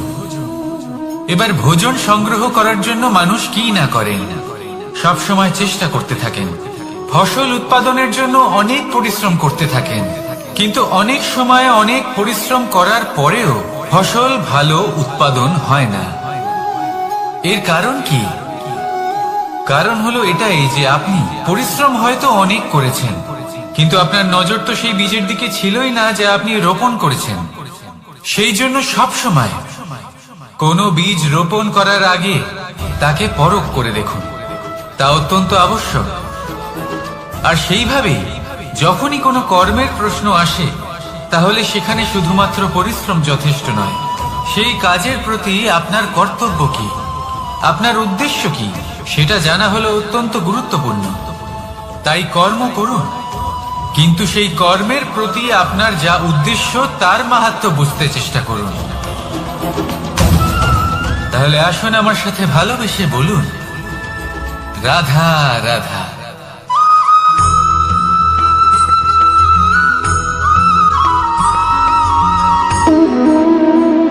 সম্পর্ক হলো আমাদের জীবনের একটি আধার। কিছু সম্পর্ক এমন যে আমরা জন্মসূত্রে লাভ করি, যেমন পরিবার, মা বাবা। কিছু সম্পর্ক আছে যে আমরা জীবনে অর্জন করে থাকি, তা সে প্রেমের হোক, স্নেহের হোক বা বন্ধুত্বের। এই সকল সম্পর্ক লাভ করার বা গড়ে তোলার 5টি ধাপ রয়েছে।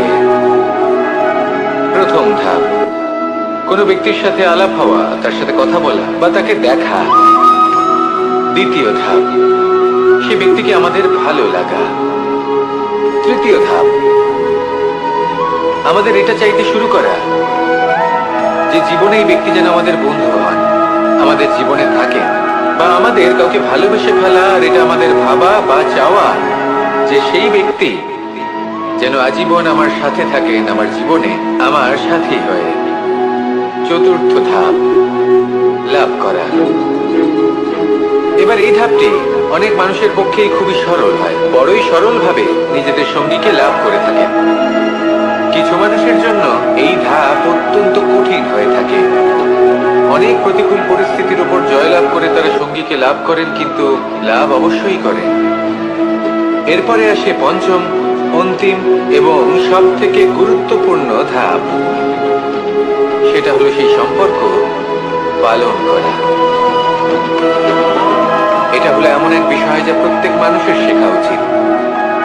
যদি ব্যক্তি নিজের জীবনে সম্পর্ক রক্ষা করতে শিখে যান, তবে প্রত্যেক সম্পর্ক তার জীবনকে স্বর্গ করে তুলবে। আসুন আর আমার সাথে ভালোবেসে বলুন, রাধা রাধা।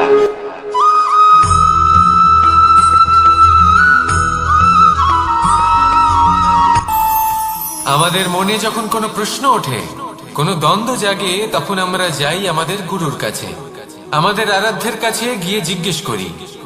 এইভাবেই একদিন আমি পৌঁছলাম আমার আরাধ্যের কাছে, আমার মহাদেবের কাছে, আর ওনাকে প্রশ্ন করলাম যে মহাদেব, জীবনে আনন্দ পাওয়ার, উৎসব পালনের, প্রেম ভাগ করে নেবার, জীবনকে উপভোগ করে নেওয়ার সর্বশ্রেষ্ঠ সময় কোনটা?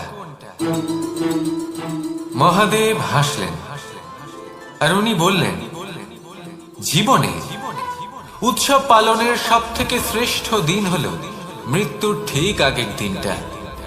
প্রেম ভাগ করে নেওয়ার সব থেকে শ্রেষ্ঠ মুহূর্ত হল মৃত্যুর ঠিক আগের মুহূর্ত। জীবনকে উপভোগ করে নেওয়ার সর্বশ্রেষ্ঠ প্রহর হল মৃত্যুর 1 প্রহর পূর্বে। তখন আমি চমকে গেলাম। আমি বললাম, কিন্তু মহাদেব, মৃত্যু তো অনিশ্চিত, আমরা জানিও না কবে আমাদের মৃত্যু হবে। মহাদেব আবার হাসলেন। উনি বললেন যে যদি আমরা এভাবে জীবন কাটাই যে আমরা জীবনের প্রত্যেক দিন, প্রত্যেক মুহূর্ত, প্রত্যেক প্রহর শেষ বলে মনে করি, তাহলে আমাদের সমস্ত জীবন আনন্দের সাথেই অতিবাহিত হবে। কি বলেন?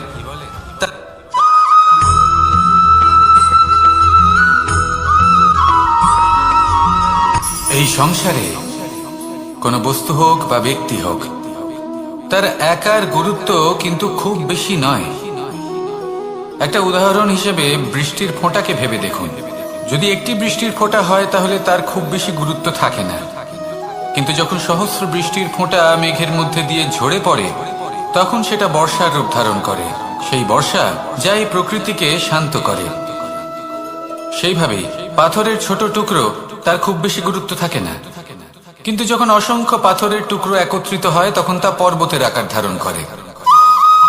সেইভাবেই কিছু মানুষ যখন একত্রিত হন তখন তৈরি হয় পরিবার, কিছু পরিবার যখন একত্রিত হয় তখন তৈরি হয় সমাজ, যখন অনেক সংখ্যক সমাজ একত্রিত হয় তখন তৈরি হয় রাজ্য। এবার এই রাজ্যের সব থেকে গুরুত্বপূর্ণ ব্যক্তি হতে পারেন রাজা, কিন্তু তাও সেই রাজা একা কিছু করতে পারেন না। যুদ্ধ লড়ার সময় তারও নিজের সৈন্যদলকে প্রয়োজন পড়ে। কিন্তু এই সংসারে এমন একজন ব্যক্তি আছেন যিনি একাই সব কাজ করতে থাকেন, এবং সেই ব্যক্তি হলেন মা। আমাদের জীবনে একজন পিতার ভূমিকা কিন্তু নিঃসন্দেহে অমূল্য, কিন্তু আমাদের সকলের জীবনে যে ভূমিকা একজন মায়ের তা অন্য কারোর থাকে না। একজন মা একাই সন্তানকে বড় করতে পারেন, সংস্কারী করে তুলতে পারেন, তার জন্য পরিশ্রম করেন। আর এত কিছু কাজ করার পরেও তার কাজের জন্য তিনি প্রশংসা অবশ্য পান না। উল্টে যদি সেই সন্তান অনুচিত পথে চালিত হয়, অনুচিত কর্ম করে, তখন সেই মাকেই অপবাদের পাত্র হয়ে উঠতে হয়। আমাদের জীবনে মায়ের যোগদান কতটা সেটা বুঝুন। আপনাকে বড় করে তোলার জন্য উনি কতটা পরিশ্রম করেছেন সেটা বুঝুন। আজ থেকে, এখন থেকে, এই মুহূর্ত থেকে মাকে সম্মান করতে শিখুন। যখন সময় পাবেন, যখন সুযোগ হবে, তখন তার প্রশংসা করুন, ওনারও ভালো লাগবে। আর মায়ের এই মমতার জন্য, তার এই ভূমিকার জন্য আসুন সবাই মিলে আমরা তাকে প্রণাম করি,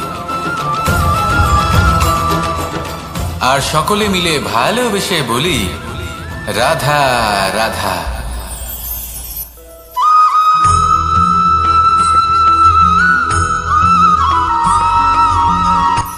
এই সংসারে সাফল্য লাভ করার জন্য জ্ঞানের প্রয়োজন হয়, পরিশ্রমের প্রয়োজন হয়, দৃঢ় নিষ্ঠার প্রয়োজন হয়, নিরন্তর চেষ্টা করা প্রয়োজনীয়। কিন্তু আরো কিছু আছে যা অত্যন্ত প্রয়োজনীয় এবং গুরুত্বপূর্ণ। তা হলো ভালো বন্ধু। তাদের থাকা অত্যন্ত প্রয়োজনীয়। যদি ভালো বন্ধু থাকে তাহলে সময় এলে তারা ঢাল হয়ে আপনাকে সুরক্ষা করবেন। সময় এলে অস্ত্রের মতো শত্রুকে সংহারও করবেন। যদি তিনি জ্ঞানী হন, তাদের মধ্যে সদ্গুণ থাকে, তাহলে এই সব গুণ আপনার মধ্যেও প্রবেশ করবে। তাহলে সাফল্যের জন্য ভালো বন্ধু পাওয়া অত্যন্ত প্রয়োজনীয়। কিন্তু শুধু বন্ধু কেন, ভালো শত্রুও থাকা প্রয়োজনীয়। এবার আপনি ভাববেন, আমি কি বললাম? যদি আপনার জীবনেও ভালো অর্থাৎ শক্তিশালী শত্রু থাকে, তাহলে আপনিও শক্তিশালী হতে থাকবেন।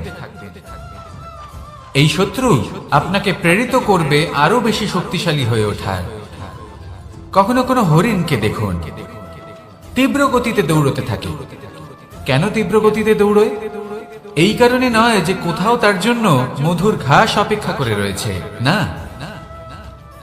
সে এই কারণে তীব্র গতিতে দৌড়য় কারণ সেটা না করলে তার পেছনে একটি সিংহ আছে যে ওকে নিজের ভোজন করে ফেলবে।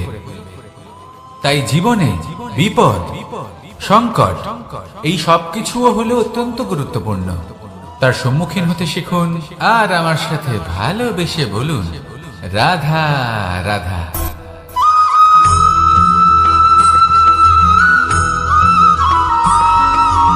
কথায় আছে, প্রত্যেক পুত্র তার পিতার প্রতিচ্ছবি হয়, আর সমস্ত প্রতিচ্ছবি চায় যেন সে তার অস্তিত্ব প্রাপ্ত করতে পারে।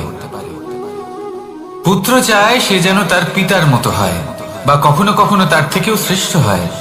সেটা কোনো অনুচিত ব্যাপার নয়। অনুচিত তখন হয় যখন পুত্র নিজের পিতার মতো হবার স্বপ্ন পূরণ করতে গিয়ে বা তার থেকেও শ্রেষ্ঠ হবার স্বপ্ন পূরণে অনুচিত পথের আশ্রয় নেয়। কারণ তারপরে সে তার পিতার গুণগুলি আত্মসাৎ করতে চায় না।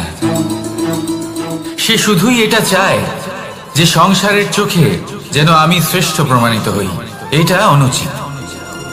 সংসারে এমন অনেক মানুষ আছেন যারা এই কারণে শ্রেষ্ঠ হবার চেষ্টা করেন যাতে তার পরিবারের তার পিতার সম্মান বৃদ্ধি পায়। এমনও মানুষ থাকেন, আর এটাই হলো পার্থক্য উদ্দেশ্যের। মনে রাখবেন, যদি আপনার উদ্দেশ্য শুভ হয় তাহলে পথও শুভ হবে, যদি আপনার উদ্দেশ্য অশুভ হয় তাহলে পথও অশুভ হবে। তাহলে নিজের পিতার মতো হবার চেষ্টা অবশ্যই করুন, তার থেকেও শ্রেষ্ঠ হওয়ার চেষ্টা অবশ্যই করুন, কিন্তু মনে রাখবেন আপনার সংকল্প আর আপনার উদ্দেশ্য এই দুই শুভ হওয়া উচিত। তাহলে আসুন আর আমার সাথে ভালোবেসে বলুন, রাধা রাধা।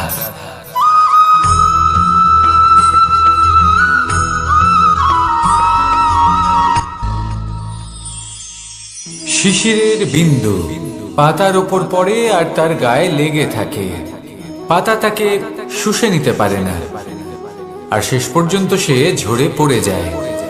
অন্যদিকে রয়েছে মেঘ এবং চাতক। এদের মধ্যে অনেক দূরত্ব থাকে। মেঘ থাকে আকাশে আর চাতক থাকে ধরিত্রীতে। কিন্তু যখন এই মেঘ থেকে বৃষ্টি ঝরে পড়ে, এই চাতক কিন্তু সেই জলই পান করে, নয়তো সে তৃষ্ণার্ত থেকে যায়। এবার অন্যদিকে দেখলাম শিশির বিন্দু আর পাতার এই সম্পর্ক। এরা খুব কাছাকাছি থাকে, ঘনিষ্ঠও থাকে।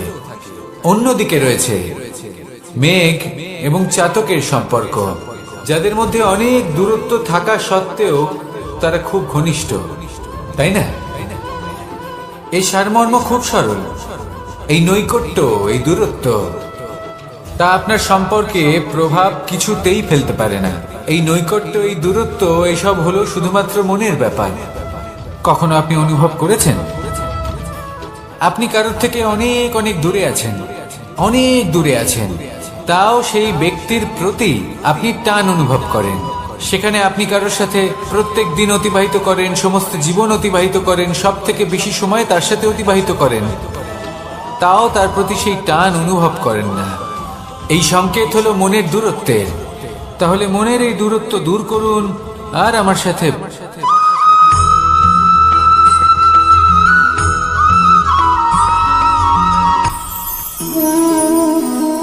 শক্তি এক অত্যন্ত বিচিত্র বস্তু, বা বলতে পারেন অনুভূতি।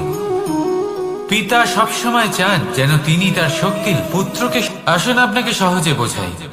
যদি আপনি সুপাত্র হন আর আপনাকে শক্তি দেওয়া হয়, তাহলে আপনি সেই শক্তির গুরুত্ব বুঝবেন, কোথায় সেই শক্তি প্রয়োগ করা উচিত সেটা বুঝবেন।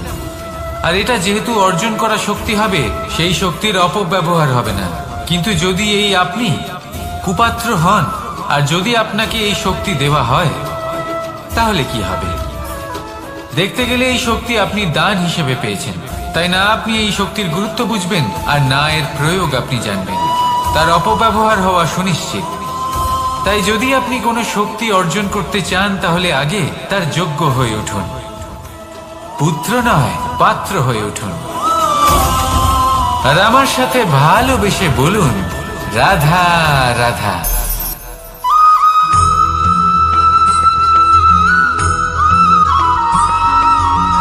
ভালোই, শুধু ওনাদের কঠোর ব্যবহার দেখলে আমরা একটু ভয় পেয়ে যাই। এবার ওনাদের এই কঠোর ব্যবহার আমাদের ভালো না লাগলেও অত্যন্ত আবশ্যক, কারণ মাতার থেকে আমরা যে শক্তি লাভ করি তা যেন নিয়ন্ত্রণ হারিয়ে বিধ্বংসী না হয়ে ওঠে।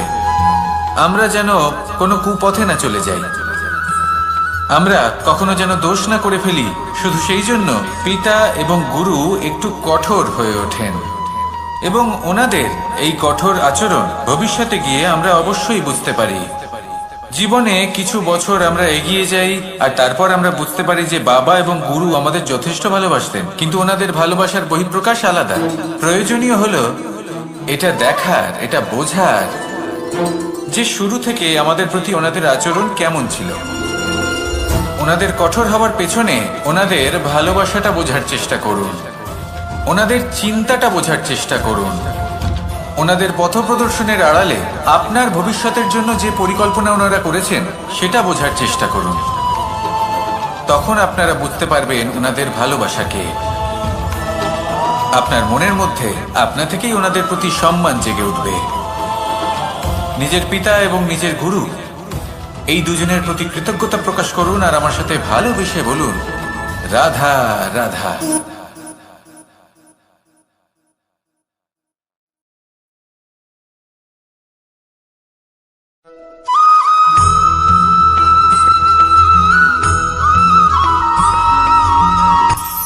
কখনো কোনো বাগানের কোনো বৃক্ষকে দেখেছেন যেখানে সুগন্ধি ফুল থাকে, রসালো ফল থাকে?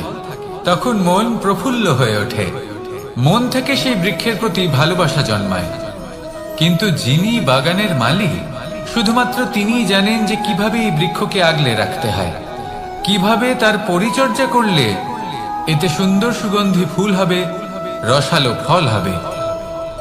কখনো কখনো প্রয়োজনের থেকে বেশি রোদ পেলে এই বৃক্ষগুলি শুকিয়ে যায়, প্রয়োজনের থেকে কম রোদ পেলেও এই বৃক্ষ কিন্তু শুকিয়ে যায়। প্রয়োজনের থেকে কম জল যদি পায় এই বৃক্ষ শুকিয়ে যেতে পারে, প্রয়োজনের থেকে অতিরিক্ত জল যদি পায় তখনও এই বৃক্ষের শিকড়গুলি নষ্ট হয়ে যেতে পারে। এবার এটাই কিন্তু আমাদের সংসারের সাথেও হয়। আমাদের সংসারের সকল প্রতিভাশালী ব্যক্তি, যেমন লেখক, বিচারক, প্রবক্তা, যোদ্ধা, এদের সবার ক্ষেত্রে এই কথাটাই প্রযোজ্য। যদি বেশি প্রশংসা করা হয় তাহলেও এরা হারিয়ে যাবেন। প্রয়োজনের থেকে বেশি যদি নিন্দা করা হয় তখনও তারা নত হয়ে পড়বেন।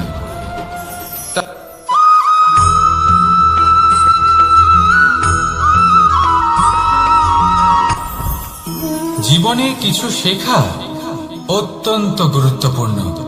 এবার কি কি শিখতে হবে সেই সব শেখানোর জন্য অনেক শিক্ষক রয়েছেন, কিন্তু কি শিখবেন না আর কি করবেন না এটা আমাদের নিজের অভিজ্ঞতা দিয়ে শিখতে হয়। কিন্তু তার মানে এটা নয় যে যদি আপনাকে শিখতে হয় যে আগুনের তাপ কতটা, আপনাকে আগুনের মধ্যে হাত দিতে হবে। না, অন্য কারোর অভিজ্ঞতা দ্বারাও শিখতে পারেন। প্রশ্ন শুধুমাত্র একটাই যে আপনি কি শিখতে চান নাকি চান না। যদি আপনি এটাই ভাবেন যে আমি শুধুই নিজের অভিজ্ঞতা দ্বারাই শিখতে চাই, তাহলে জীবনকাল ছোট মনে হবে, অনেক কিছুই শিখতে পারবেন না। তাই নিজের সাথে সাথে বড়দের অভিজ্ঞতার দ্বারাও শেখা শুরু করে দিন, এই সংসারের অভিজ্ঞতা দ্বারা শিখতে শুরু করে দিন। আর এটা নিশ্চিত রূপে শেখা আবশ্যক যে কখন কি করবেন না, কোথায় থামতে হবে আর কোথায় থামবেন না। তাহলে আসুন আর আমার সাথে ভালোবেসে বলুন, রাধা রাধা।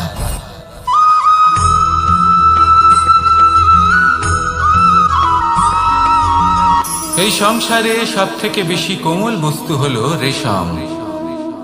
এই রেশম এতটাই কোমল হয় যে এর পুরো একটা থান শুধুমাত্র একটা হাতে ধরা সম্ভব। কখনো ভেবে দেখেছেন এই রেশম কিভাবে হয়? একটি কীট তার লালার দ্বারা উৎপন্ন হয়। এই কীট সেই রেশমকে পাক দিতে থাকে, পাক দিতেই থাকে আর আস্তে আস্তে তার মধ্যেই জড়িয়ে পড়ে। শেষে ওর এই সুন্দর অমূল্য সৃষ্টি রেশমের এই সুতো তার নির্মাণ কার্য পূর্ণ হয়, কিন্তু তাতেই ও নিজে বন্দী হয়ে যায়। নিজেরই মায়াজালের এই বন্দী গৃহে নিজেই ফেঁসে যায়। এবার এই সুতোকে ব্যবহারযোগ্য করে তোলার জন্য এই কীটগুলিকে এই কবচের সাথেই ফুটন্ত জলে ফেলে দেওয়া হয়। এই সংসারে যদি আমাদের স্বপ্ন এই সংসারের দুঃখ হরণ করার জন্য, এই সংসারে সুখ বিতরণ করার জন্য হয়, তবেই আমাদের প্রগতি সম্ভব। যদি আমাদের এই স্বপ্ন শুধুই আমাদের এবং আমাদের স্বার্থ সিদ্ধির জন্য হয়, তাহলে এই স্বপ্ন আমাদের অন্ধ করে দেবে, আমাদের অন্ধকারের পথে নিয়ে যাবে, আর আমরাও সেই কীটের মতো হয়ে যাব। নিজেদেরই মায়াজালে আমরা নিজেই ফেঁসে যাব। আর শেষে আমরা যদি কিছু লাভ করি তা হবে একাকিত্ব, অন্ধকারময় মৃত্যু। তাই স্বপ্ন অবশ্যই দেখুন, কিন্তু এমন ভাবে স্বপ্ন দেখবেন না যে তার এই বন্দিগৃহে আপনি নিজেই ফেঁসে গেলেন। স্বপ্ন দেখুন পরোপকারে।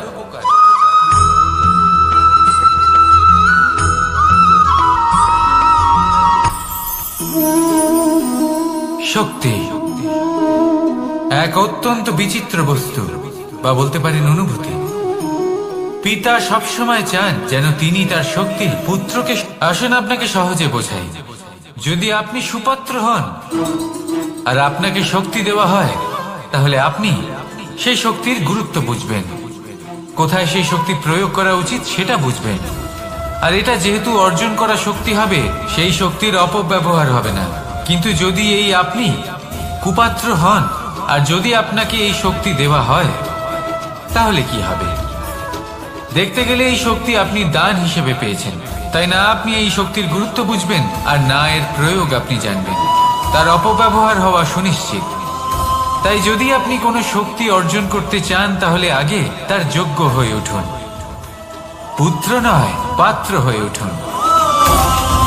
আর আমার সাথে ভালোবেসে বলুন, রাধা রাধা।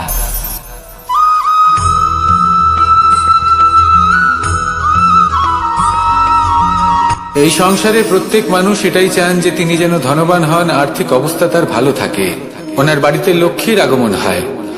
কিন্তু সেটা হবে কি করে, সেটাই হলো প্রশ্ন। কেউ বলেন যে যদি পরিশ্রম করো তাহলে ধন অর্জন সম্ভব, কেউ বলেন যে যদি বিদ্যা লাভ হয় তবেই ধন অর্জন সম্ভব, কেউ বলেন যে যদি বলশালী হও তবেই সম্পন্ন থাকবে। ভালো কথা, যদি তাই হয়ে থাকে, তবে দিনমজুর সারা দিন পরিশ্রম করেন, তিনি কেন ধনী হন না? অনেকজন বিদ্বান মানুষ আছেন এই সংসারে, তারা কেন ধনবান হন না? অনেক সংখ্যক বলশালী ব্যক্তি আছেন, তাদের কাছে ধন নেই কেন? তাদের কেন ধনের অভাব হয়? আবার এমনও কিছু মানুষ আছেন যারা পরিশ্রম করেন, তারা দিনমজুর, কিন্তু তারা ধন অর্জন করতে পারেন। কিছু বিদ্বান ব্যক্তি আছেন যাদের কাছে অধিক মাত্রায় ধন রয়েছে। কয়েকজন বলশালী ব্যক্তি রয়েছেন যাদের কাছে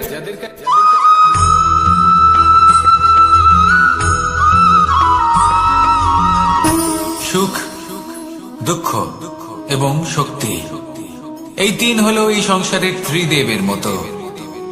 আমাদের জীবনে যা কিছু ঘটছে এই তিনটির ভিত্তির উপরেই হচ্ছে। আসলে এই সংসারের একটা নিয়ম আছে, যখনই আপনি কিছু লাভ করেন, এই সংসার আপনার পরীক্ষা নেয়। এটা জানার জন্য আপনার পরীক্ষা নেয় যে আপনি যা কিছুই লাভ করেছেন, আপনি কি আদৌ সেটার যোগ্য কিনা। ঠিক সেইভাবেই এই সুখ, দুঃখ এবং শক্তি আপনার পরীক্ষা নিয়ে থাকে। যখন সুখ আসে তখন সে আপনার পরীক্ষা নেয় যে আপনার মধ্যে অহংবোধ জাগ্রত হয়নি তো। যদি অহংবোধ চলে আসে তাহলে সুখ সেখানেই সঙ্গ ত্যাগ করে। দুঃখ আপনার ধৈর্যের পরীক্ষা নিতে থাকে, আর যদি আপনার মধ্যে ধৈর্য না থাকে তাহলে এটা আপনাকে আরো বেশি দুঃখের গভীর অন্ধকারে ঠেলে দেবে।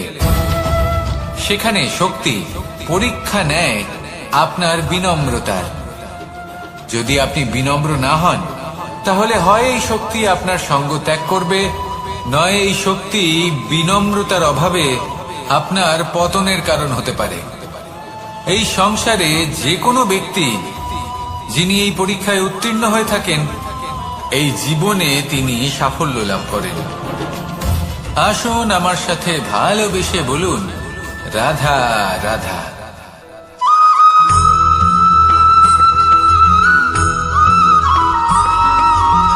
পঞ্চতত্ত্বের মধ্যে দ্বিতীয় তত্ত্ব হল ধরণী, ভূমি, যাকে আমরা ধরণী মাতা বলি। এই ধরণী ধৈর্য ধারণ করে, আর এর উপরেই আমাদের সমগ্র সংসার নির্ভরশীল। কারণ এই ভূমি সহ্য ক্ষমতা রাখে, এর সহ্য ক্ষমতা হলো অপরিসীম। সন্তান যতই আঘাত প্রদান করুক না কেন, প্রেম পূর্বক সহ্য করে, আর তার বদলে অমূল্য রত্ন প্রদান করে। সন্তান যদি হাল চালায় তাহলে তার বদলে তাকে অন্ন প্রদান করে। এটাই হলো ধরনী। এবার এর থেকে আমরা কি শিক্ষা পেতে পারি? এটাই যে কারোর জন্য কিছু করা বা কাউকে কিছু দেওয়া মনে কোনো কামনা ছাড়াই।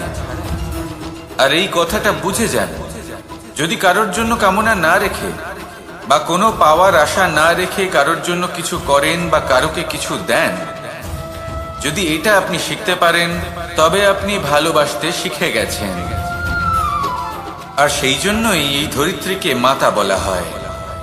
কারণ মাতা শুধু উনি নন যিনি গর্ভে সন্তানকে ধারণ করেন, মাতা তো উনিও যিনি জীবন বাঁচতে শেখান, যিনি জীবন বাঁচার উদাহরণ প্রদান করেন। তাহলে ধরনীর থেকে এই নিঃস্বার্থ ভাব শিখুন, নিঃস্বার্থ ভালোবাসা শিখুন, আর এই ভালোবাসার সাথেই বলুন রাধা রাধা।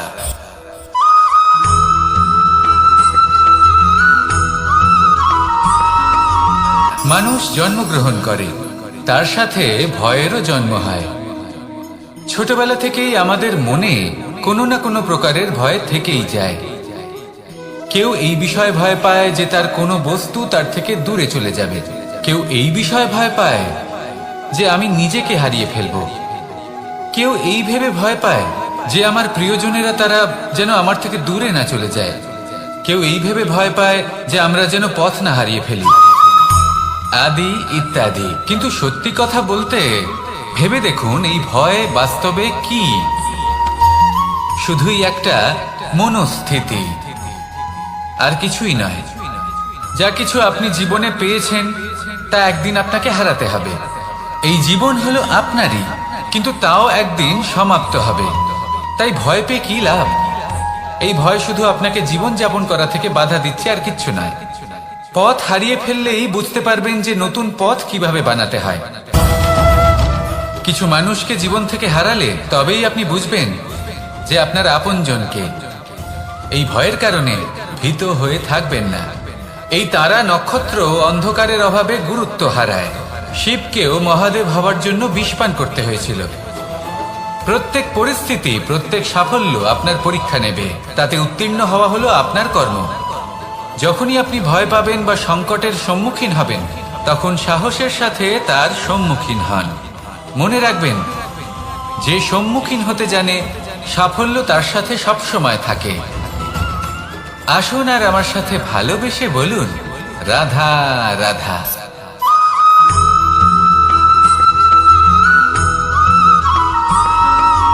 জীবনে অগ্রসর হওয়ার জন্য আমাদের কাকে প্রয়োজন হয়? মাতা পিতা, বন্ধু, প্রেম, সাহায্য, অর্থ, পরিশ্রম, আশা। ভিন্ন ভিন্ন মানুষ ভিন্ন ভিন্ন বিকল্প চয়ন করে। যদি আমি আপনাকে বলি, তাহলে জয় আর পরাজয়ের মন্ত্র দুটো শব্দের উপর নির্ভর করে, মেনে নেওয়া আর দৃঢ় হওয়া।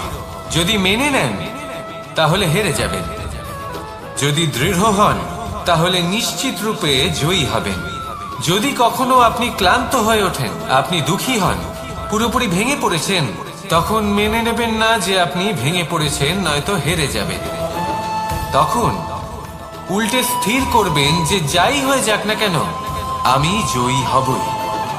আর আপনি দেখবেন যে জয় নিশ্চিত রূপে আপনার কাছেই আসবে। তাহলে এই কথা মনে রাখবেন আর আমার সাথে ভালোবেসে বলবেন রাধা রাধা।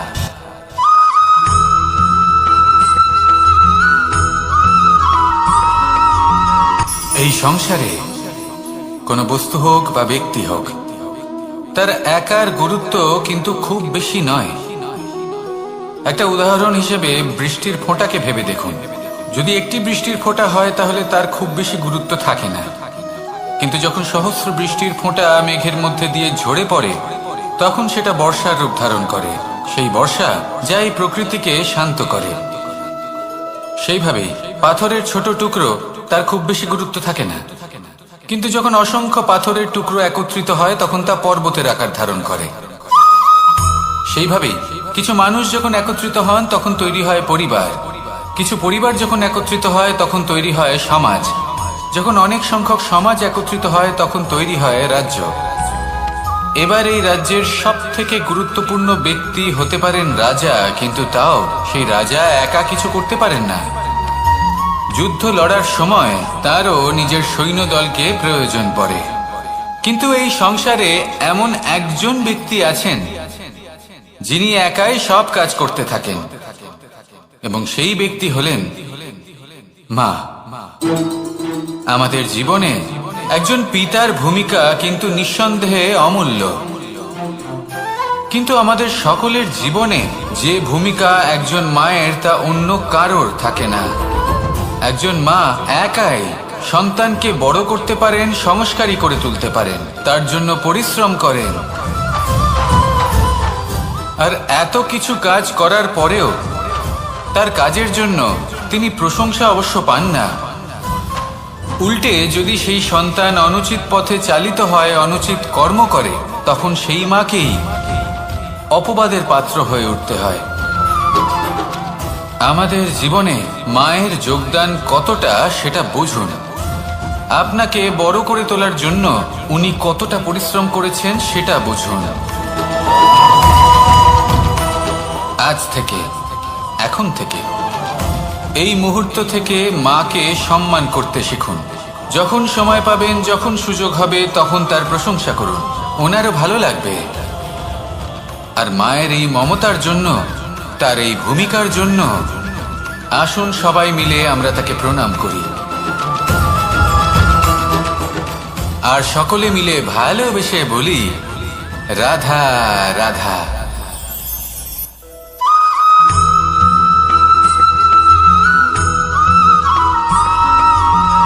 এই সংসারের সব থেকে গুরুত্বপূর্ণ তত্ত্ব কোনটা? প্রথম হলো সময়। জন্ম থেকে মৃত্যু পর্যন্ত এই যে সময়, এটাই তো হলো জীবন। দ্বিতীয় হলো জীবন, যাতে আমরা সময়ের সদ্ব্যবহার করি, শ্রেষ্ঠ থেকে শ্রেষ্ঠতর কাজ করার চেষ্টা করি। বহু বছরের এই পরম্পরা, এই সংস্কৃতিকে এগিয়ে নিয়ে যাওয়ার চেষ্টা করি। এই সংসারে আমরা অংশগ্রহণ করতে চেষ্টা করি। তৃতীয় হলো ধন, সেই ধন যা প্রত্যেক ব্যক্তি অর্জন করতে চেষ্টা করেন। এবার এই তিনটি তত্ত্বের মধ্যে একটা সামঞ্জস্য আছে, সমান ব্যাপার আছে, সে ধনই হোক বা সময় হোক বা হোক জীবন।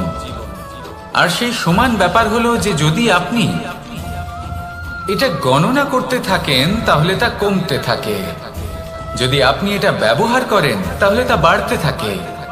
একে সংগঠিত করে রাখতে চেষ্টা করলে এ হাত থেকে ফসকে যায়, কিন্তু যদি আপনি একে সামলে রাখতে শিখে যান তাহলে এমন কাজ করবেন যাতে সংসারের সাথে সাথে পরবর্তী প্রজন্ম লাভবান হবে। যদি কিছু শিখতে চান তাহলে সামলাতে শিখুন, গণনা করা বা সংগঠিত করা নয়। আসুন আর আমার সাথে ভালোবেসে বলুন রাধা রাধা।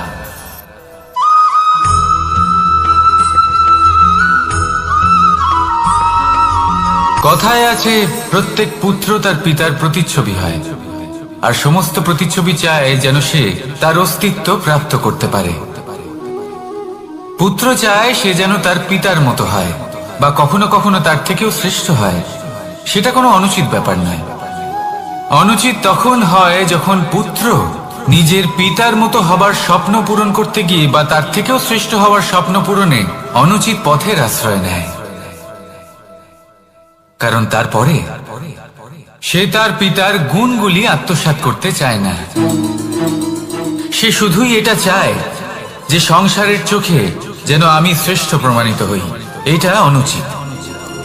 সংসারে এমন অনেক মানুষ আছেন যারা এই কারণে শ্রেষ্ঠ হবার চেষ্টা করেন যাতে তার পরিবারের, তার পিতার সম্মান বৃদ্ধি পায়। এমনও মানুষ থাকেন, আর এটাই হলো পার্থক্য উদ্দেশ্যের। মনে রাখবেন, যদি আপনার উদ্দেশ্য শুভ হয় তাহলে পথও শুভ হবে, যদি আপনার উদ্দেশ্য অশুভ হয় তাহলে পথও অশুভ হবে। তাহলে নিজের পিতার মতো হবার চেষ্টা অবশ্যই করুন, তার থেকেও শ্রেষ্ঠ হওয়ার চেষ্টা অবশ্যই করুন, কিন্তু মনে রাখবেন আপনার সংকল্প আর আপনার উদ্দেশ্য, এই দুই শুভ হওয়া উচিত। তাহলে আসুন আর আমার সাথে ভালোবেসে বলুন, রাধা রাধা।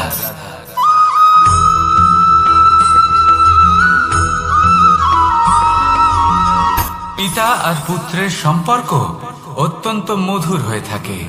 পিতা স্বপ্ন দেখেন, তাকে পূর্ণ করার সকল সম্ভাব্য চেষ্টা করেন, কিন্তু তাও অনেক সময় ওনার স্বপ্ন অপূর্ণ থেকে যায়। তখন পিতা ভাবেন যে স্বপ্ন উনি পূর্ণ করতে পারেননি, ওনার সন্তান তা অবশ্যই পূরণ করবে। যে স্থানে উনি কখনো পৌঁছতে পারেননি, সেই স্থানে ওনার পুত্র অবশ্যই পৌঁছবে।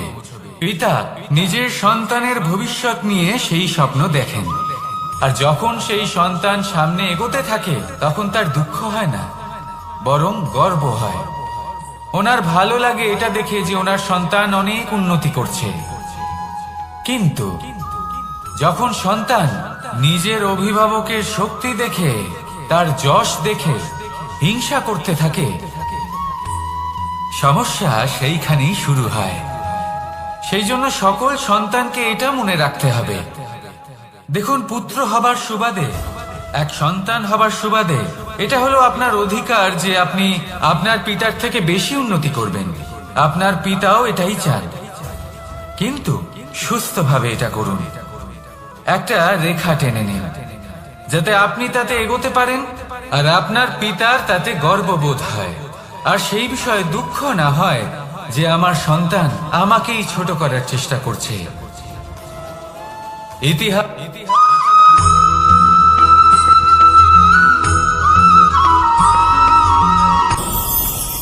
ভয়ের সাথে আমরা সবাই পরিচিত, কষ্ট আমরা সবাই পেয়েছি।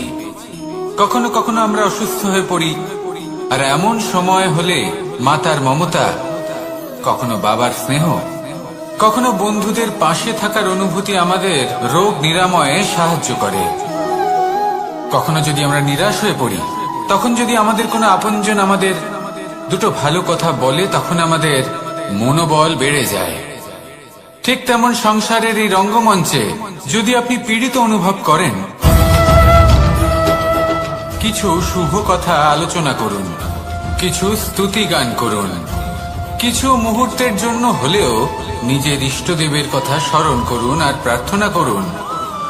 সাহস বাড়বে, শক্তিও বৃদ্ধি পাবে এবং সামনে এগিয়ে চলার পথও দেখতে পাবেন।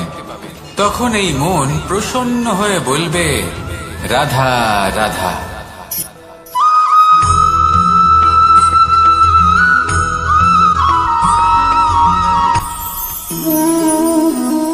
শক্তি এক অত্যন্ত বিচিত্র বস্তু, বা বলতে পারেন অনুভূতি। পিতা সবসময় চান যেন তিনি তার শক্তি পুত্রকে। আসুন আপনাকে সহজে বোঝাই, যদি আপনি সুপাত্র হন আর আপনাকে শক্তি দেওয়া হয়, তাহলে আপনি সেই শক্তির গুরুত্ব বুঝবেন, কোথায় সেই শক্তি প্রয়োগ করা উচিত সেটা বুঝবেন। আর এটা যেহেতু অর্জন করা শক্তি হবে, সেই শক্তির অপব্যবহার হবে না। কিন্তু যদি এই আপনি কুপাত্র হন আর যদি আপনাকে এই শক্তি দেওয়া হয়, তাহলে কি হবে? দেখতে গেলে এই শক্তি আপনি দান হিসেবে পেয়েছেন, তাই না আপনি এই শক্তির গুরুত্ব বুঝবেন আর না এর প্রয়োগ আপনি জানবেন। তার অপব্যবহার হওয়া সুনিশ্চিত। তাই যদি আপনি কোনো শক্তি অর্জন করতে চান, তাহলে আগে তার যোগ্য হয়ে উঠুন, পুত্র নয় পাত্র হয়ে উঠুন। আর আমার সাথে ভালোবেসে বলুন, রাধা রাধা।